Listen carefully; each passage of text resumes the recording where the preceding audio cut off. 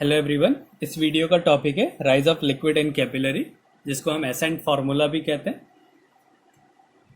और इसमें इससे पहले देखते हैं कि कैपिलरी क्या होती है। कैपिलरी एक ग्लास की बहुत पतली सी ट्यूब होती है।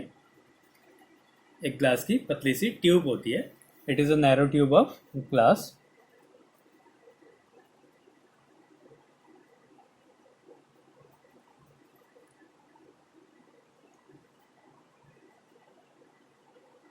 और इसी में जो लिक्विड का ऊपर या नीचे जाना, इसको बोलते हैं कैपिलरिटी। राइज और फॉल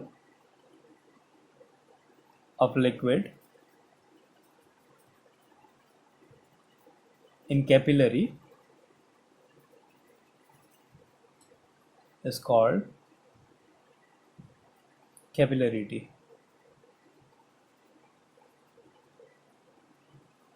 इसको हम लिक्विड का ऊपर या नीचे गिरना, इसको हम बोलते हैं कैपिलरिटी। अब ऐसी एक कैपिलरी है, उसमें जो हमने उसमें उसको लिक्विड में रखा, जिससे क्या हुआ, लिक्विड राइज करा। हमें ये देखना है कि वो कितनी हाइट तक ऊपर जाएगा अलग अलग कंडीशंस के लिए। तो इसी को बोलते हैं एसेंट फार्मूला। तो इसमें हम कंडीशन लेते हैं।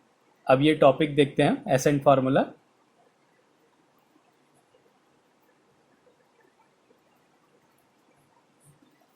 माने ये कैपिलरी है, ये बहुत पतली होती है, समझने के लिए हम इसको बड़ा बना दे रहे हैं।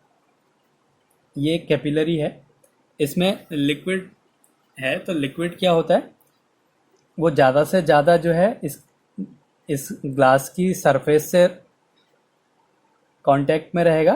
तो ये इस तरीके से ऊपर चला गया, ये इसका सरफेस है। इस तरीके से इसको बीकर में रखा हमने किसी, तो ये क्या हुआ, लिक्विड ऐसे ऊपर चला गया। तो अब हमने ये देखना है कि इसकी जो ये हाइट है, ये कितनी हाइट तक ऊपर जाएगा। तो इसके लिए हम क्या करते हैं, यहाँ पे इसकी सरफेस पे एक टेंशन लगेगा। ये एक टेंशन हो गया। ऐसी एक इस सरफेस पे भी, ये जो है यहाँ पे ऐसे चारों तरफ से, जो ग्लास की ट्यूब है उससे चारों तरफ से कांटेक्ट में रहेगा। तो हमें ये वाला पोर्शन दिख रहा है इसमें, तो हम यहीं पे टेंशन लगा देते हैं। ये जो है इसमें सरफेस टेंशन लग रहा है। अब मान लिया ये जो सरफेस, ये इससे जो है थीटा एंगल बना रहा है। तो यहाँ पे इस सरफेस टेंशन के दो कंपोनेंट्स हो जाएंगे। एक हो गया ये वाला कंपोनेंट टी कॉस थीटा,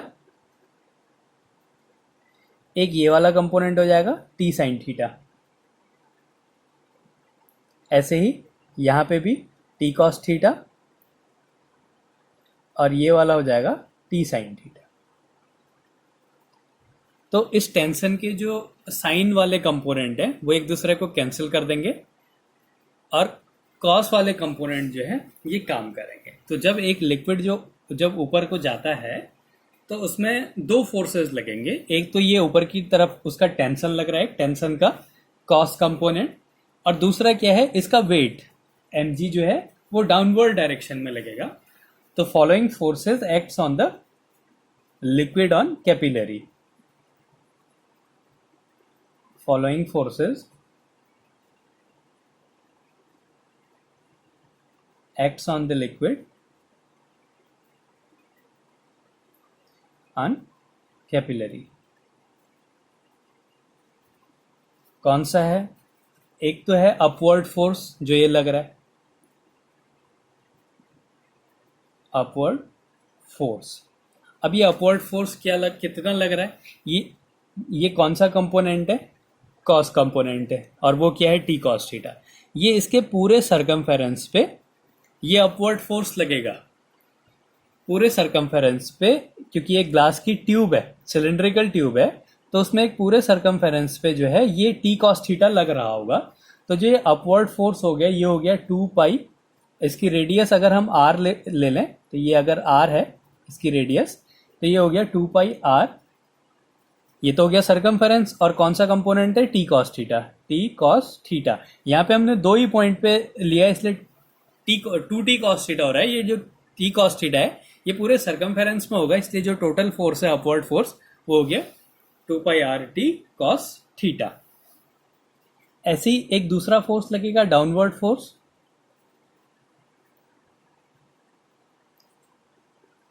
जो कि क्या होगा, उसका वेट होगा mg। अब मास इक्वल्स टू होता है वॉल्यूम इंटू डेंसिटी। मान लिया वॉल्यूम v है और डेंसिटी जो लिक्विड है उसकी रो है इंटू g हो गया। अब इसका वॉल्यूम निकालना है हमें, इस लिक्विड का कितना वॉल्यूम है। तो इस लिक्विड का वॉल्यूम निकालने के लिए हमने क्या करना पड़ेगा, अगर हम एक सिलेंडर का वॉल्यूम निकालते हैं तो सिलेंडर का वॉल्यूम निकालते हैं तो हम ये वाला पोर्शन, इतना पोर्शन निकाल देंगे, जबकि क्या है, लिक्विड इतने ही पोर्शन में है। तो हमने क्या करना पड़ेगा, एक सिलेंडर के वॉल्यूम में से एक यहाँ पे जो हेमीस्फीयर बन रहा है उस हेमीस्फीयर को माइनस करना पड़ेगा, तब जाके हमें क्या मिलेगा, इस लिक्विड का जो है वॉल्यूम मिलेगा। तो हमने इसमें क्या करना पड़ेगा, सिलेंडर के वॉल्यूम से पाई आर स्क्वायर एच में से उस हेमीस्फीयर के वॉल्यूम को माइनस कर देना पड़ेगा 2/3 पाई आर क्यूब। इसको अगर हम माइनस कर दे तो हमें क्या मिलेगा कि ये जो लिक्विड है इसमें, इस लिक्विड का वॉल्यूम मिलेगा। तो ये हो गया volume into density into gravity हो गया। अब ये दोनों, ये जो है इक्विलिब्रियम में है, इसलिए दोनों क्या करेंगे, एक दूसरे को बैलेंस करेंगे। तो इक्विलिब्रियम में क्या होगा,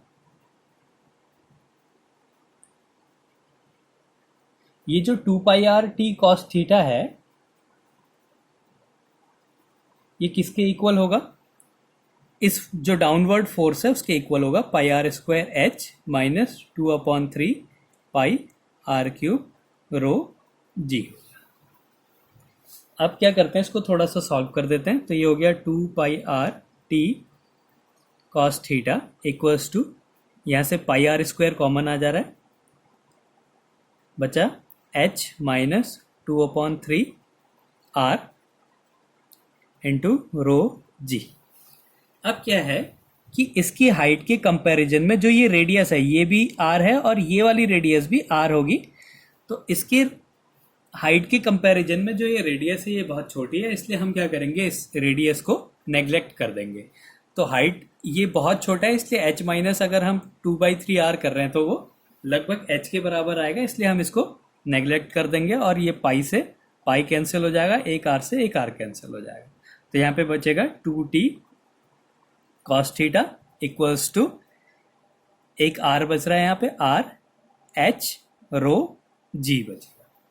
तो हमने h की वैल्यू निकालनी है, तो h इक्वल्स टू क्या आ जाएगा, 2t cos theta upon r रो g। यही क्या है, एसेंट फॉर्मूला है। इसमें हमने क्या किया है कि एक लिक्विड है, ये कैपिलरी है, इस कैपिलरी में ऐसे लिक्विड है। तो हमने ये हाइट, ये वाले का जितने में लिक्विड है, मान लिया ये इसका सरफेस है, इसमें ये लिक्विड भरा हुआ है, तो क्या है, हमने इतना वॉल्यूम निकालना है। तो हम क्या करेंगे, एक सिलेंडर का वॉल्यूम निकाला तो हमने ये वाला पोर्शन भी निकाल दिया जो कि नहीं है, इतने में लिक्विड नहीं है।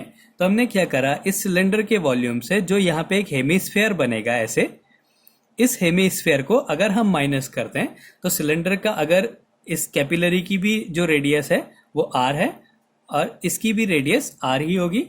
तो हमने क्या करा, जो सिलेंडर है उसके वॉल्यूम से πr² h में से जो ये हेमीस्फीयर बन रहा है यहाँ पे, इसके वॉल्यूम को माइनस कर दिया तो हमें क्या मिलेगा, इस लिक्विड का वॉल्यूम मिलेगा और इसी वॉल्यूम में जो है उसका वेट लग रहा है। तो ये हो गया वॉल्यूम इंटू डेंसिटी इंटू जी, ये क्या हो जाएगा, इसका वेट हो जाएगा। फिर हमने क्या करा, इसको कांस्टेंट, इसको इक्विलिब्रियम में ले आए और यहाँ पे एक सरफेस टेंशन हमने दिखाया। इस सरफेस टेंशन का जो ये साइन कंपोनेंट होंगे ये एक दूसरे को कैंसिल कर देंगे और सिर्फ कौन से कंपोनेंट मिलेंगे, इसके वर्टिकल कंपोनेंट मिलेंगे और वो वर्टिकल कंपोनेंट इसके पूरे सरकमफेरेंस पे होंगे। तो इसलिए हमने क्या करा, इनको ऐड कर दिया, तो टोटल सरकमफेरेंस हो गया 2πr into T cos theta. तो हमने इसको किसके इक्वल कर दिया, इसका जो सरकमफेरेंस में जो अपवर्ड फोर्स लग रहा है टी कॉस थीटा, इसके इक्वल कर दिया। इधर से हमने क्या करा, h की वैल्यू निकाल दी। और एक और जगह ये माना कि जो ये हाइट है ये इसकी रेडियस, क्योंकि ये जो है बहुत पतली होती है इसलिए इसकी रेडियस जो है हाइट के कंपैरिजन में लगभग 0 होती है, इसलिए हमने क्या करा, इसकी रेडियस को बहुत छोटा कर दिया। तो यहाँ पे क्या है, h जो है वो बहुत बड़ा है आर से, तो इसलिए हमने आर को नेग्लेक्ट कर दिया और एच की वैल्यू आ गई 2t cos theta upon r rho g. इसी को हम क्या कहते हैं, एसेंट फॉर्मूला।